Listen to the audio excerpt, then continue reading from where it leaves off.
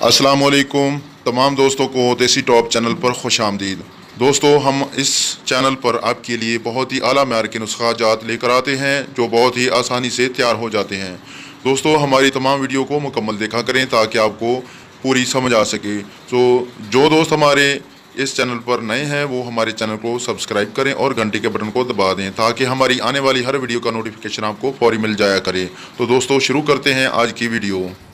محترم ناظرین، آج میں استحاضہ کی مرض کے متعلق بات کر رہا ہوں۔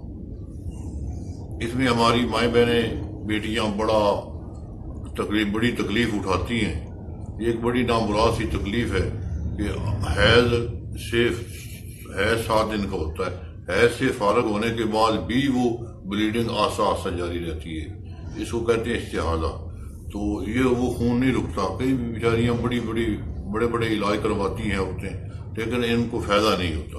تو اس کے لیے ایک بڑا عجیب نسخہ پیش کر رہا ہوں، تو انشاءاللہ بنائیں اور فائدہ اٹھائیں، یقینی طور پہ تعالی رکھ جائے گا۔ تو نسخہ سن لیں۔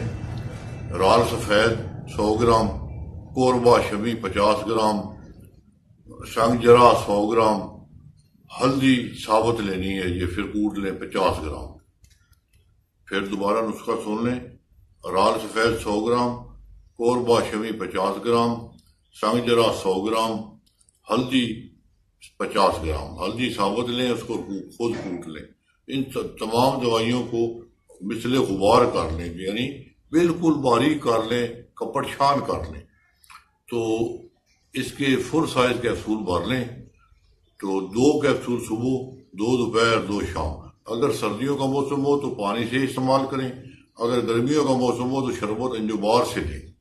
تو انشاءاللہ چند خوراکوں سے ہی یقینی فائدہ آنا شروع ہو جائے گا۔ السلام علیکم۔ دوستو، اگر آپ کو ہماری یہ ویڈیو پسند آئی ہے تو اسے لائک ضرور کیجئے اور دوستوں کے ساتھ شیئر کیجئے فیس بک اور واٹس ایپ پہ۔ شکریہ دوستو، اللہ حافظ، ملتے ہیں آئندہ ویڈیو میں۔